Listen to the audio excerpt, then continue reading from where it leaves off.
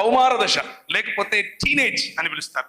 Teenage లో కూడా supreme teenage అందులో ఉన్న వాళ్ళకి ఇగో ఎక్కువ ఉంటుంది, ఎవరికి వినరు. ఒకరోజు ఏం జరిగింది అని అంటే, నేను 10వ తరగతి నుంచి ఎక్కువగా అల్లరి ఎక్కువ చేసేవాడిని. చిన్నప్పుడు కూడా అంతే, అంటే ఇప్పుడేం పెద్ద తగ్గిందని కాదు, అల్లరి ఎక్కువ చేసేవాడిని. ఆ అల్లరిలో కూడా కొట్లాటలకు ఎక్కువగా వెళ్ళేవాడిని, కొట్టడం.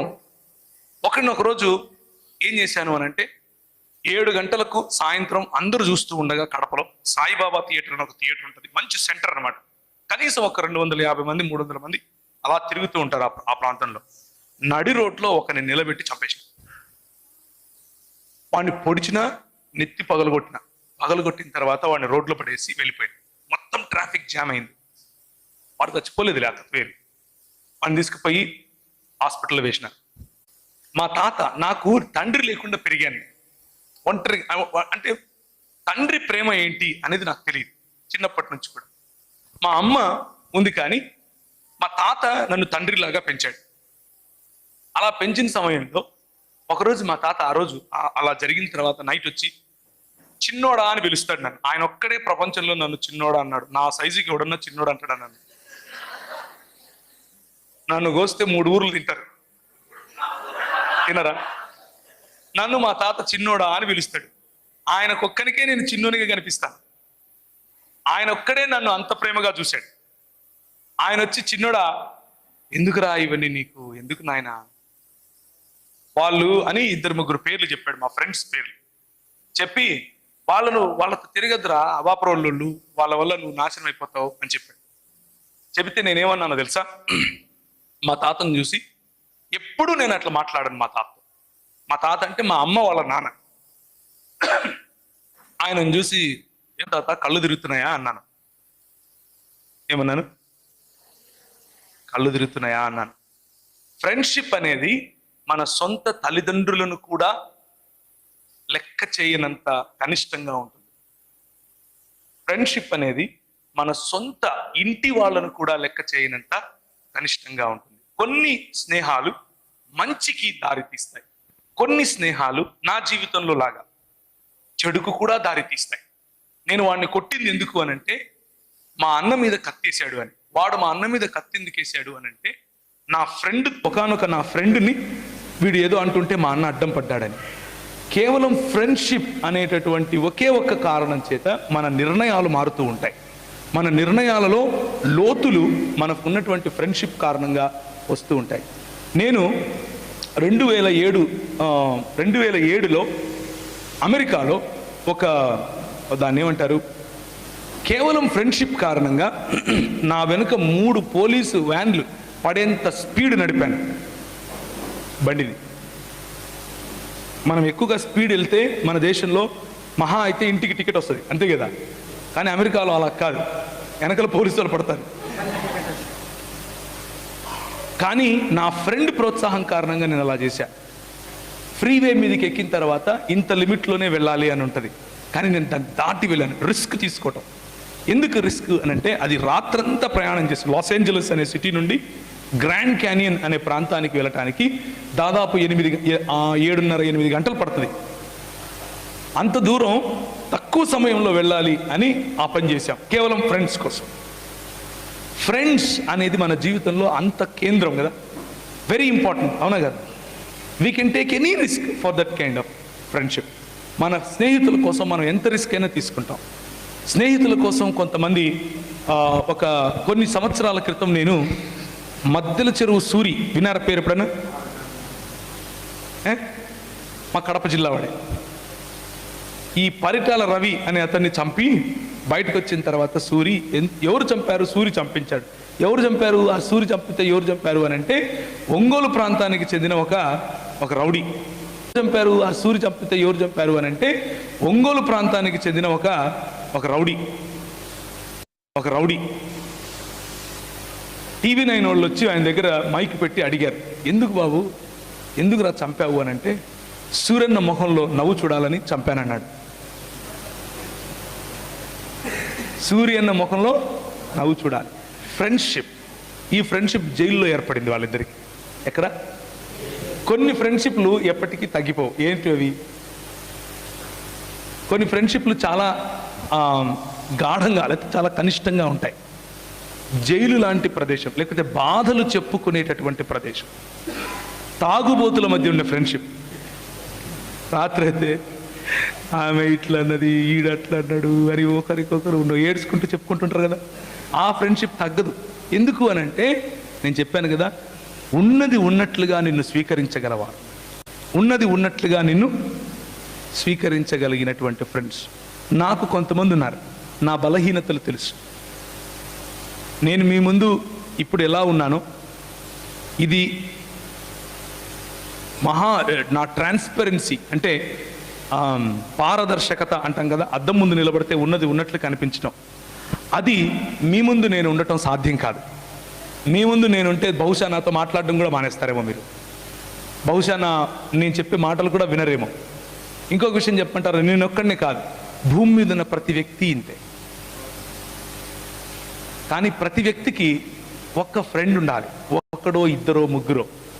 నీ బలహీనతల్లో కూడా నువ్వు ఉన్నది ఉన్నట్లుగా వాళ్ళ ముందు నిలబడగలగటం కోసం, నీకున్న షార్ట్ కమింగ్స్ లేకపోతే నీకున్న తప్పులు, నువ్వు చేసే తప్పులు సూటిగా నీతో చెప్పగలిగేవాళ్ళు, నువ్వు చేసే ఒప్పులు సూటిగా నిన్ను చూసి నిన్ను శబాష్ అని చెప్పగలవాళ్ళు.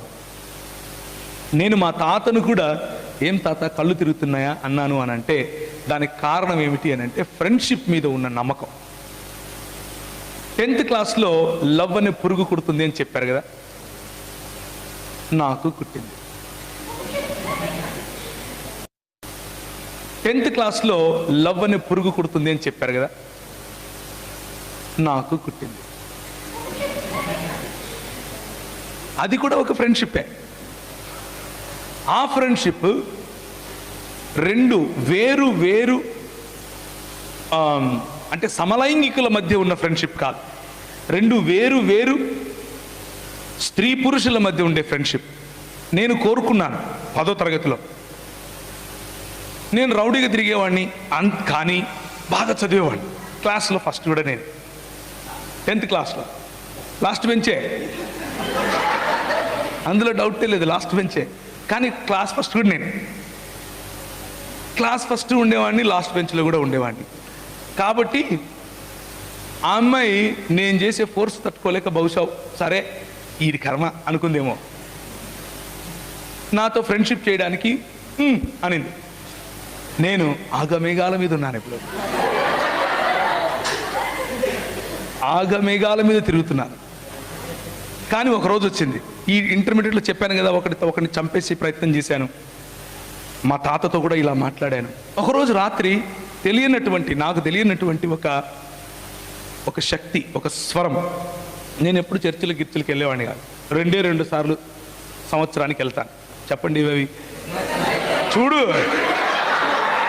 ఇక్కడ మా జాతి వాళ్ళు ఎంతమంది ఉన్నారు. నువ్వేమో ఫస్ట్ బెంచ్ అంటున్నావు, కూర్చో నీతో చాలా పని ఉంది, కూర్చో. చూడు ఇక్కడ ఇను,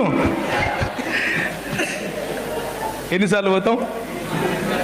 ఫస్ట్ది ఎప్పుడు, రెండోది న్యూ ఇయరా, చూడు గుడ్ ఫ్రైడే. ఎందుకు వెళ్తాం గుడ్ ఫ్రైడేకి?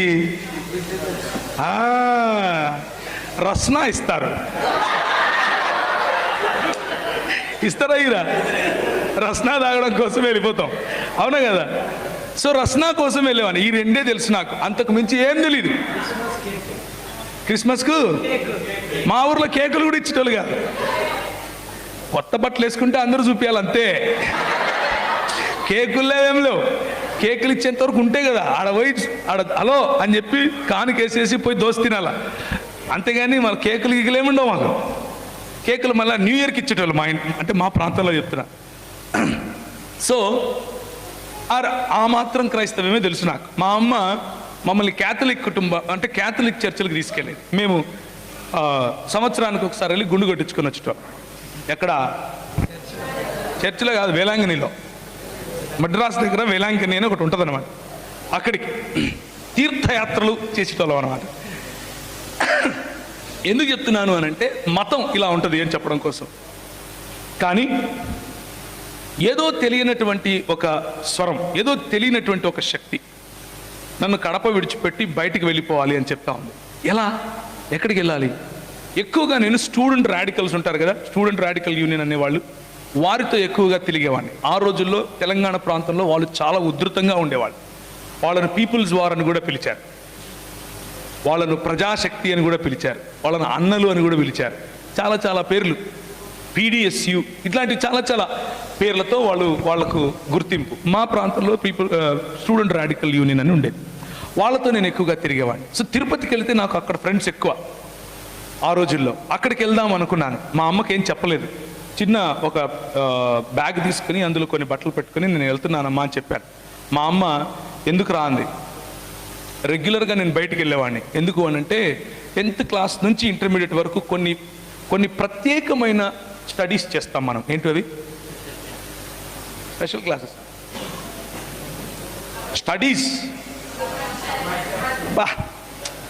Combined studies. ఎక్కడ? కరెక్ట్. నైట్ స్టడీస్ చేస్తామా? నైట్ అవుట్ చేస్తామా? Night studies. కాబట్టి మా అమ్మకు అలవాటు అయిపోయింది, వీడి కర్మ వీడి ఇంతే ఇప్పుడు అని.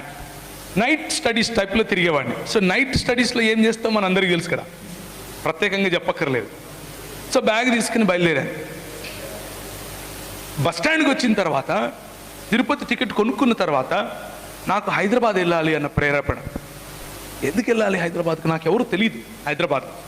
కానీ హైదరాబాద్ టికెట్ కొనుక్కుని బస్ ఎక్కి వచ్చేసాను. ఇక్కడ ఒక ఆయన, మా ఊరు ఆయననే ఉంటే, ఆయన తీసుకెళ్ళి వాళ్ళ రూమ్లో పెట్టుకున్నాడు నన్ను. అలా హైదరాబాద్కి వచ్చాను. వస్తే వచ్చిన ఒక సంవత్సరానికి ఏం జరిగింది అని అంటే, నా కథలో ఒక మలుపు వచ్చింది. ఏమై ఉండొచ్చు ఆ మలుపు?